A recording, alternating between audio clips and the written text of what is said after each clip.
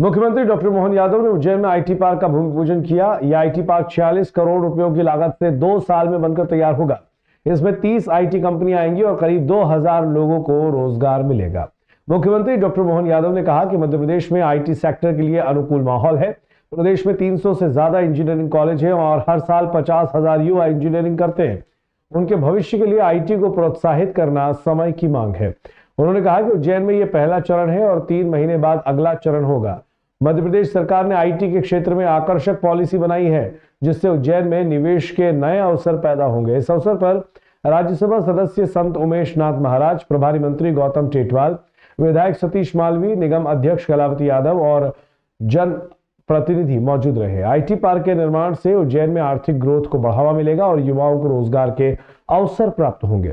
यह IT park Ujjain के विकास में एक महत्वपूर्ण कदम होगा। ओम भद्रं कर्णेभिः शृणुयामदेवा भद्रं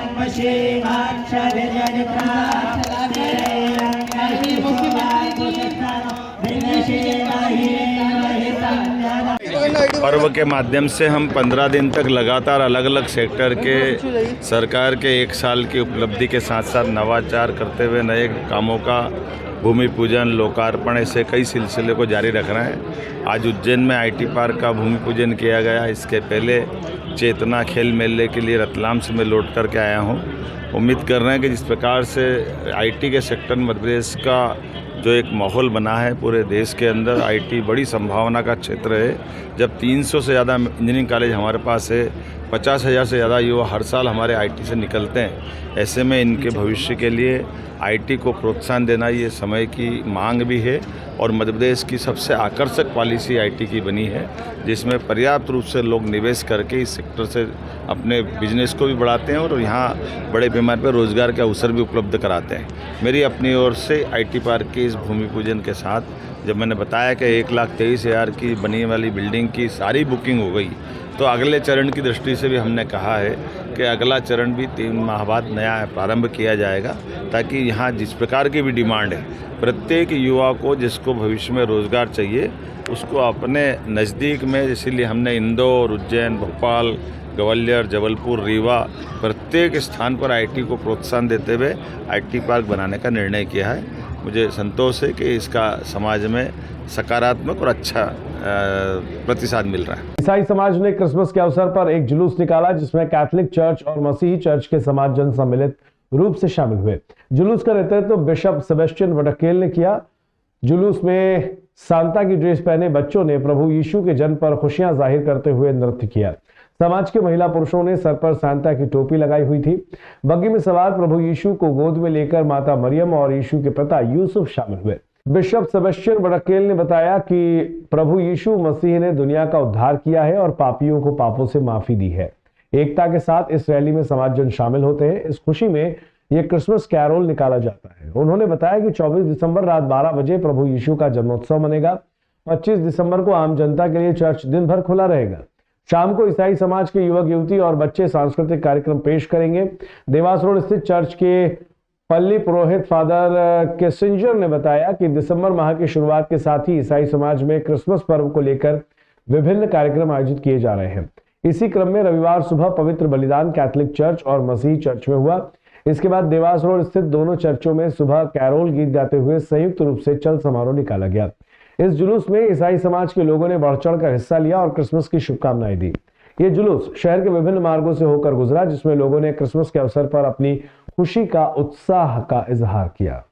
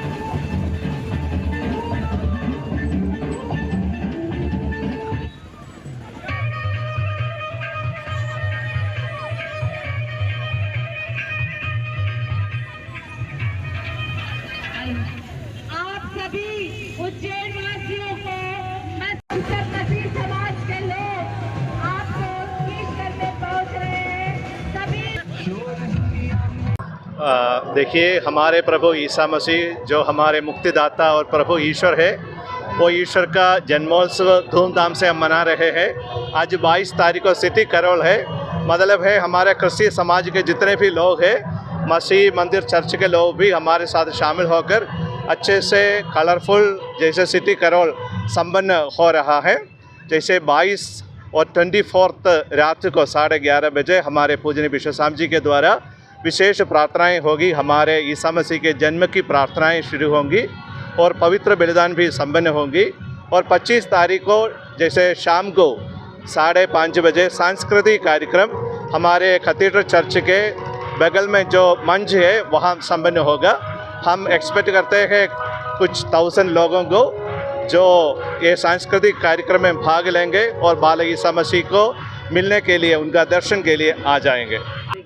आज क्रिसमस के विशेष पर्व को देखते हुए जो उज्जैन कैथेड्रल चर्च से प्रभु मसीह का जन्म का संदेश शहरवासियों को, देशवासियों को देने के लिए हमारे धर्म बहनें, फादरगण, हमारे परम पूजनीय बिशप स्वामी जी पूरे शहर को बधाई देने के लिए, संदेश देने के लिए, मसीह का जन्म का संदेश जन जन तक पहुंचाने के लिए जो आज जो जुलूस निकला है, उसी के स्वागत सत्कार में प्रभु मसीह का जो वंदन किया है हम निर्मला परिवार की ओर से, उसी के उपलक्ष्य में आज यहाँ हम लोग सब एकत्रित हुए हैं ताकि जन जन तक मसीह का प्रेम पहुँचे और उनका संदेश जन्म का हर एक मेंबर तक जाए।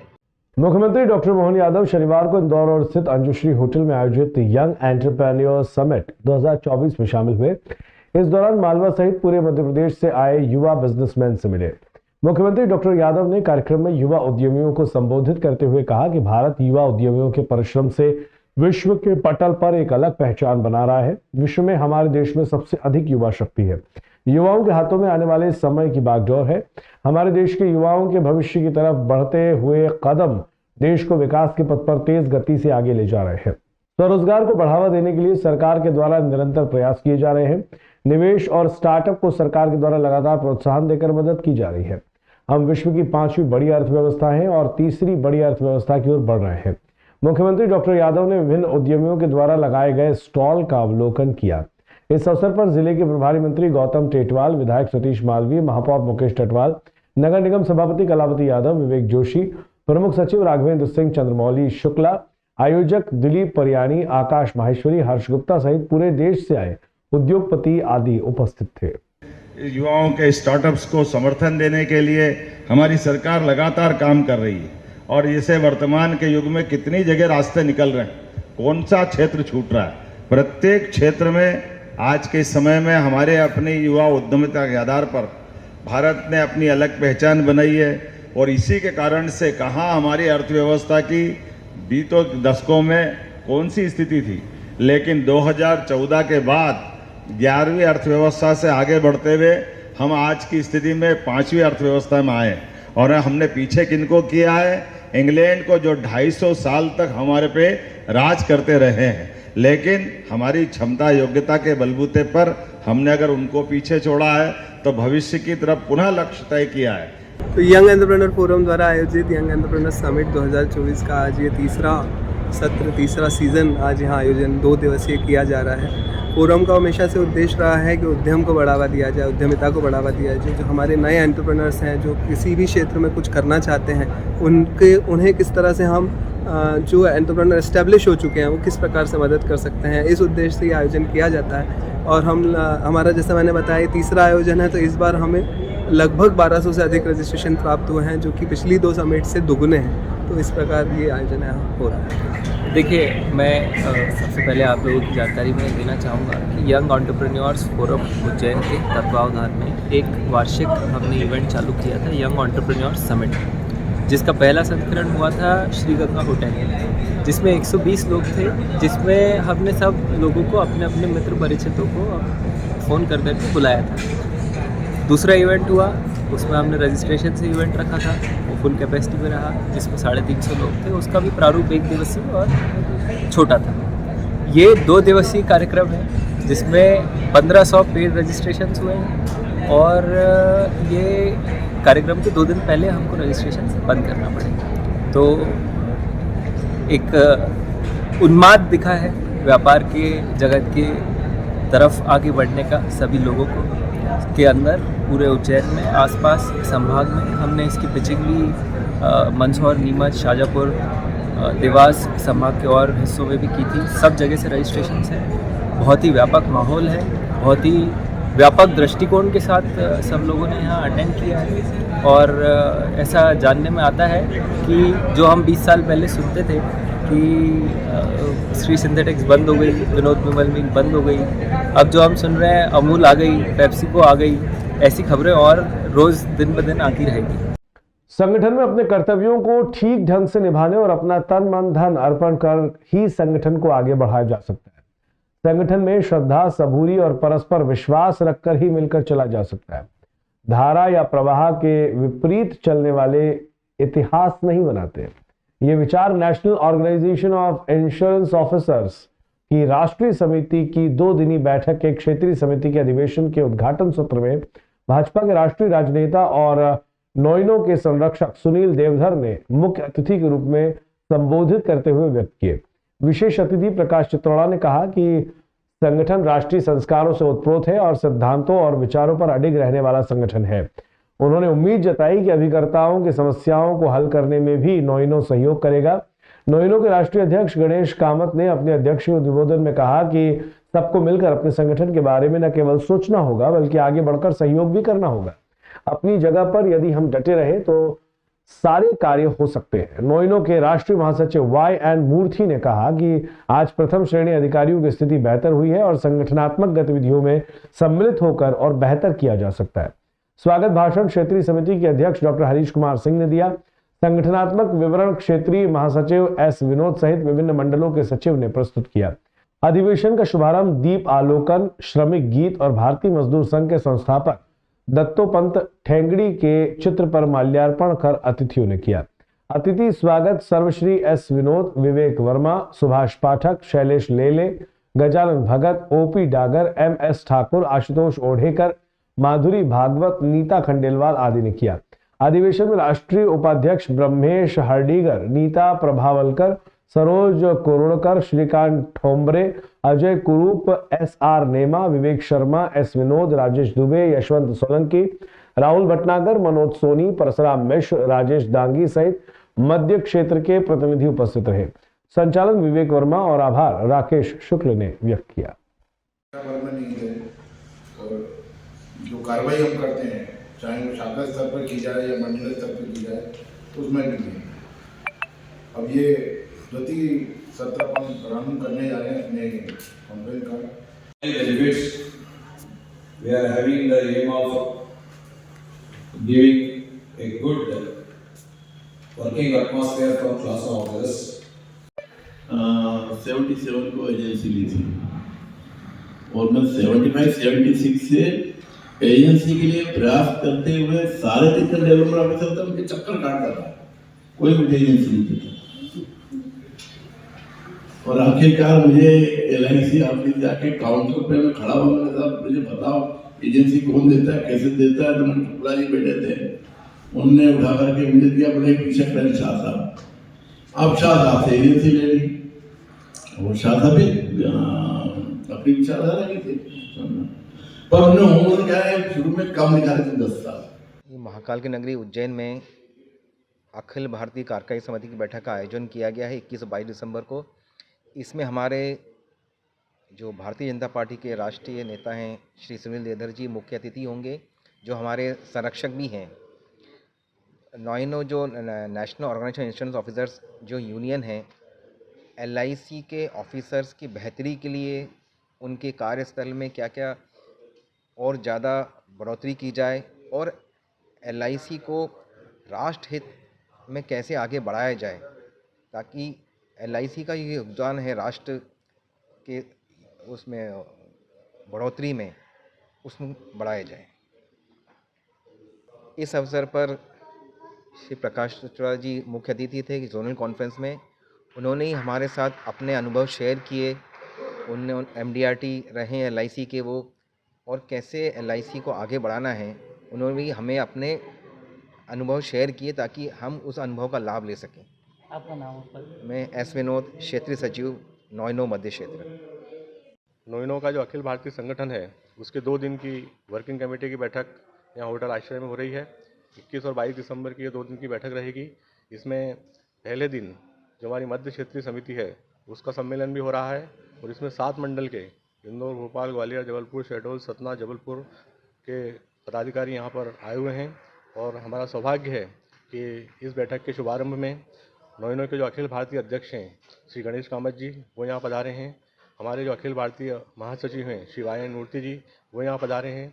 हमारे मध्य क्षेत्र के जो सचिव हैं महासचिव श्री एस विनोद जी वो यहाँ पधारे हैं। कार्यकारी अध्यक्ष श्री विवेक वर्मा जी हैं। हमारे जो ट्रेजरर हैं वो ठुमरे जी हैं वो यहाँ पधारे हैं। तो पूरे मतलब देश भर से करीब 100 से अधिक पदाधिकारी यहाँ उपस्थित हैं। और ये 2 दिन जो सम्मेलन होगा इसमें भारतीय जीवन बीमा निगम में आने वाले समय में जो चुनौतियाँ हैं बीमा को लेकर के उस पर चर्चा होगी और जो अधिकारी हैं उनकी बेहतरी के लिए और क्या किया जा सकता है इस पर 2 दिन चर्चा होगी।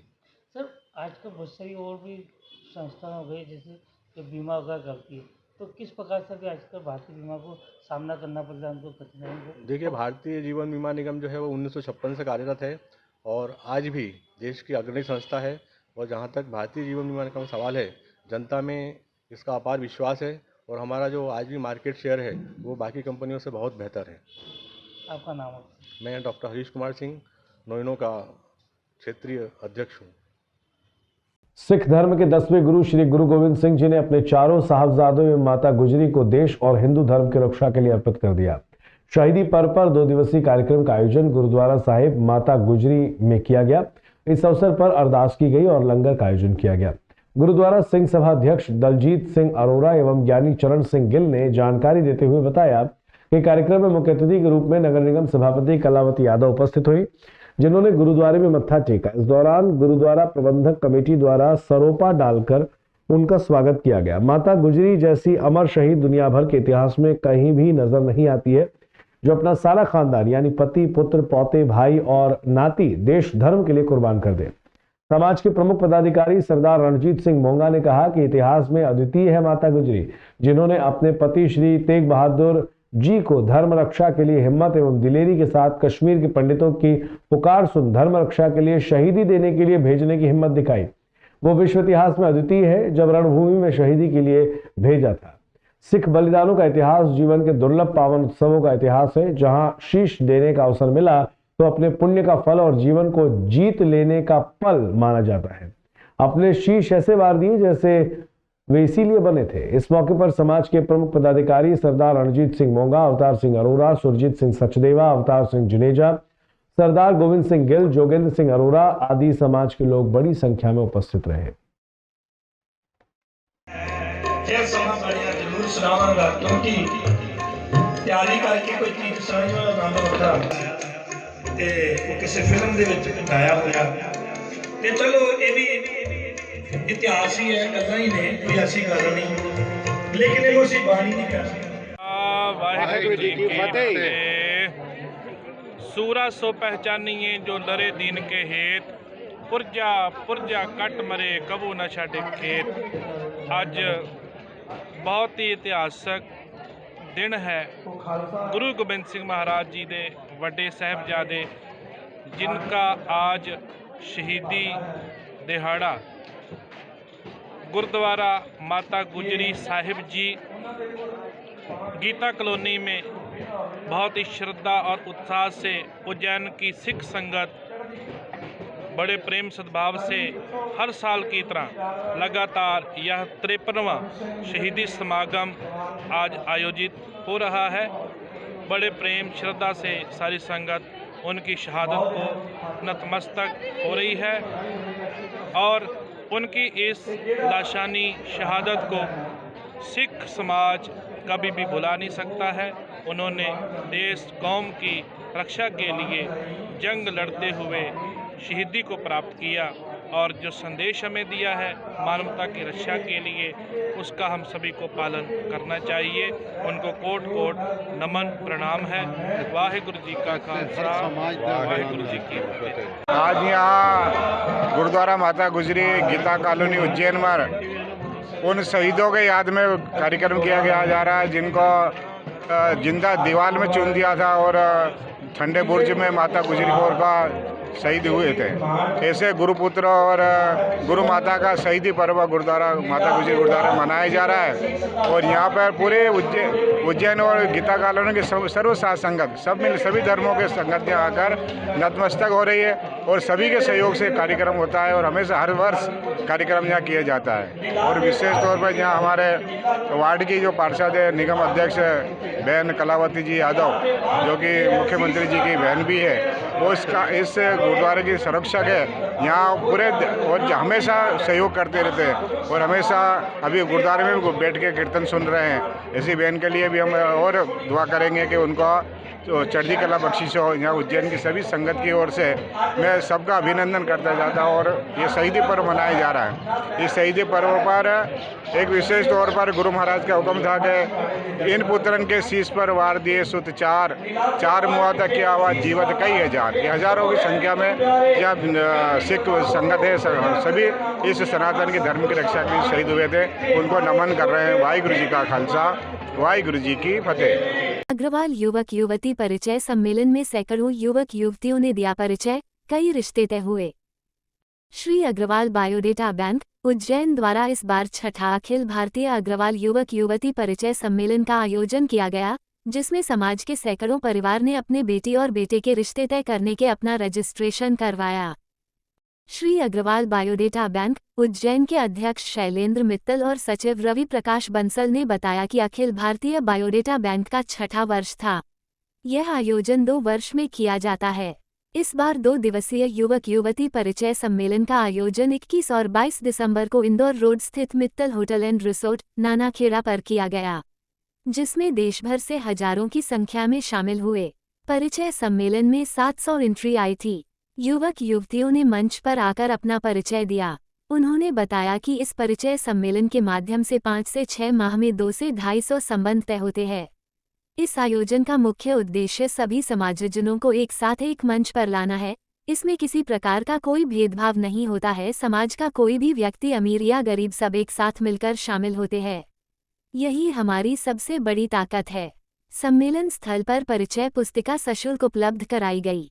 सम्मेलन स्थल पर पंडित जी एवं कंप्यूटर द्वारा कुंडली मिलान एवं फोटोकॉपी की व्यवस्था रखी गई है। स्वयं का 4 पहिया वाहन है, स्वयं का मकान है। पिताजी का नाम श्री सुरेश जी गर्ग, बिजनेसमैन हैं आप। एड्रेस 91390450। I repeat 9131790450। सक्षम गर्ग। बुकलेट। ये छठा परिचय सम्मेलन है अखिल भारतीय उज्जैन अग्रवाल बायोडेटा बैंक द्वारा आयोजित किया जाता है प्रति दूसरे वर्ष। और ये निःशुल्क होता है, जिसमें बच्चे बच्चियों के आज की तारीख में मिलन का समय माँ बाप तय करने नहीं है। बच्चे बच्चियों के लिए अच्छे संबंध देखने का समय नहीं रहता है। ये एक ऐसा प्लेटफॉर्म है कि जहाँ पर बहुत सारे बच्चे वालों को बच्चियाँ दिखती है और बच्ची वालों को बच्चे मिलते हैं और आपस में कहीं ना कहीं संबंध होते हैं। और इसका हमारा परिणाम पिछले कई वर्षों से आता रहा है और अभी भी आएगा। और करीब 700 प्रविष्टियाँ आई हैं बच्चे और बच्चियों की, जिसमें हमारे कहने कुछ भारत से बाहर की भी है। जो बच्चे पढ़ाई कर रहे हैं, बच्चे कोई सर्विस में है, उनके भी उनके अभिभावक भी आए हैं। हमारे होशंगाबाद से अभी यहाँ पे आए हैं, सतना से आए हैं, जबलपुर से आए हैं, नीमच से आए हैं। बहुत सारे आज यहाँ पे परिवार ऐसे आए हैं अपने बच्चे बच्चियों के लिए। आगर से आए हैं, खातेगांव से आए हैं, देवास से आए हैं। ऐसे प्रदेश के कई शहरों से यहाँ पे आज आए हुए हैं अभिभावक अपने बच्चे बच्चियों के लिए। और ये एक हमारी बायोडेटा बैंक की टीम है। इसके अध्यक्ष शैलेंद्र जी मित्तल इस्कॉन, मैं खुद सचिव रवि प्रकाश बंसल, कोषाध्यक्ष पुरुषोत्तम जी मोदी, इस परिचय सम्मेलन के मेन सूत्रधार मुख्य स्वागत अध्यक्ष श्री विजय जी मित्तल सिद्धू भैया एवं हमारे संयोजक संतोष गर्ग मंडी और सह संयोजक सत्यनारायण जी अग्रवाल जैसी मिल एवं परिचय सम्मेलन 5 फुट 7 इंच आपका कोषाध्यक्ष विजय जी गर्ग। एमकॉम तक आपने शिक्षा प्राप्त की है। म्यूचुअल आज करीब हमारे यहाँ पे 1500 से 2000 लोगों की उपस्थिति है। और हमारा इनकम है। परिचय सम्मेलन इतना सफल होता है, इसके रिजल्ट कम से कम 50 से 100 बच्चों के संबंध इस परिचय सम्मेलन के माध्यम से होते स्वयं का आपका नाम और पद? मेरा नाम है रवि प्रकाश बंसल, उज्जैन अग्रवाल पंचायत न्यास का कोषाध्यक्ष भी हूँ और अग्रवाल बायोडाटा बैंक का सचिव हूँ। और मैं सभी पत्रकारों का भी धन्यवाद देता हूँ जिन्होंने पिछले कई दिनों से हमारी न्यूज को कवरेज दिया और इस परिचय सम्मेलन को सफल बनाने में हमारा सहयोग करा। और मेरे साथियों जो बायोडाटा बैंक के जो पर्दे के पीछे से कार्य कर रहे हैं उनका भी मैं धन्यवाद देता हूँ। शुभम सिहल। ये हमारा अग्रवाल बायोडाटा बैंक का परिचय सम्मेलन है जो हम 2 साल में कराते हैं। 6ठा परिचय सम्मेलन अपना चल रहा है। इसके अंदर करीब 700 एंट्रियाँ हमारी बुक्स में आई हुई हैं और सभी बच्चे और अपने आए हुए हैं जो अपना परिचय स्टेज पर जाकर दे रहे हैं। और उम्मीद होती है हमको करीब 250 से 300 संबंध इस परिचय सम्मेलन में होते हैं करीब 4 से 5 महीने के अंदर। इसकी हमारे पास सूचना आती है, बाकायदा इन बच्चों को हम प्रोत्साहित भी करते हैं, वो स्टेज पर आकर दें, उनको सम्मान भी किया जाता है। हमारे वरिष्ठ जन समाज के जो हमारे साथ रहते हैं हमेशा, उनका आशीर्वाद हमको मिलता रहता है और इस परिचय सम्मेलन को सफल बनाने में वो लोग हमारा बहुत सहयोग करते हैं। मेरे साथ में मेरी पूरी टीम बायोडाटा की हमेशा लगी रहती है। करीब हम 70-75 दिनों से इस कार्यक्रम में लगे हुए हैं। इस कार्यक्रम को सफल बनाने के लिए मेरे साथ में मेरे सचिव रवि प्रकाश जी, विजय गर्ग जी, पुरुषोत्तम मोदी जी, हमारे वरिष्ठ न्यासी पूर्व अध्यक्ष अकाल समाज के भगवान दास जी एरन, राकेश बजाज जी, सभी हमारे साथ लगे हुए हैं। इसका उद्देश्य क्या रहता है? इसका उद्देश्य में रहता है कि एक छत के नीचे सभी आसपास के जिले के गांव के बच्चे आएँ और उनको देखने में अच्छा रहे, एक दूसरे का सपोर्ट रहता है और सम्मेलन में परिचय सम्मेलन से एक दूसरे के संबंध होते हैं। आपका नाम? मेरा नाम शैलेंद्र मित्तल, बायोडाटा बैंक अध्यक्ष। चरक भवन अस्पताल में मानव सेवा संस्थान द्वारा मरीज के स्वास्थ्य को ध्यान में रखते हुए 5 प्रकार के फलों का वितरण किया गया। साथ ही अधिक संख्या में फलों का सेवन करने का संदेश भी दिया गया। दीपेंद्र सरसवाल एवं विशाल खटिक ने जानकारी देते हुए कहा कि स्वर्गीय प्रहलाद जी सरसवाल की स्मृति में फलों का वितरण किया गया। मानव सेवा संस्थान द्वारा शासकीय चरक अस्पताल में फलों का वितरण पिछले कई सालों से उपचार कराने के लिए आए मरीजों को किया जाता है। साथ ही उन्हें स्वस्थ रहने के लिए फल का सेवन करने की सलाह भी दी जाती है।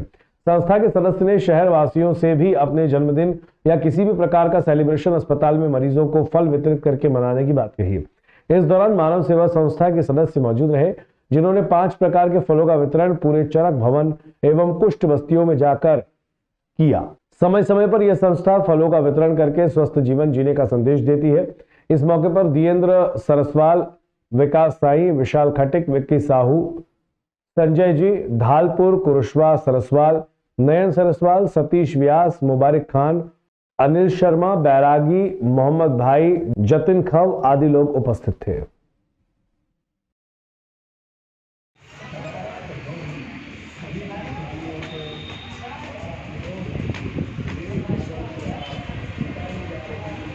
ये हमारी मानव सेवा संस्था है, कई वर्षों पुरानी संस्था है। स्वर्गीय श्री प्रहलाद जी सरसवाल की स्मृति में बनाई थी। विगत 13 वर्षों से हम यहाँ पर फल फ्रूट बांट रहे हैं क्योंकि लोग बीमार रहते हैं। आजकल फल फ्रूट खाने का चलन बहुत कम हो गया है।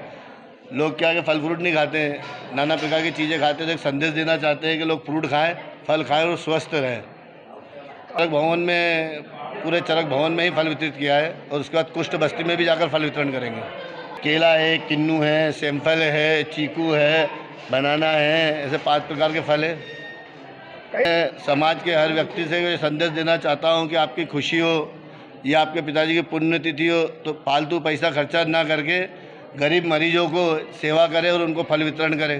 अखिल भारत हिंदू महासभा महिला मोर्चा में रजनी रिया जैन को उज्जैन जिला अध्यक्ष पद पर नियुक्त किया गया। अखिल भारत हिंदू महासभा महिला मोर्चा ने रजनी रिया जैन को उज्जैन जिला अध्यक्ष पद पर नियुक्त किया है।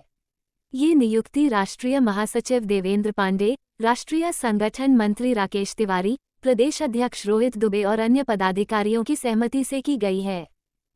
रजनी रिया जैन को नियुक्ति पत्र प्रदान करते समय संत महासभा प्रदेश कार्यकारी अध्यक्ष नीलेशानंद महाराज, संत महासभा जिला अध्यक्ष संदीपेंद्र राधेशरण महाराज और अन्य पदाधिकारी उपस्थित थे। अखिल भारत हिंदू महासभा महिला मोर्चा के मुख्य उद्देश्यों में भारत को हिंदू राष्ट्र बनाना, सनातन धर्म की रक्षा करना, संतों की रक्षा और सुरक्षा करना और गौरक्षा करना शामिल हैं।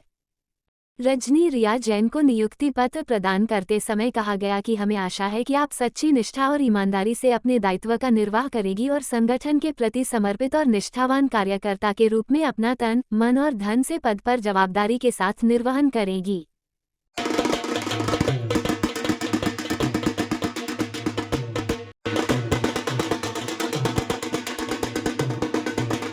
मैं अखिल भारतीय हिंदू महासभा की जिला अध्यक्ष बनी हूँ।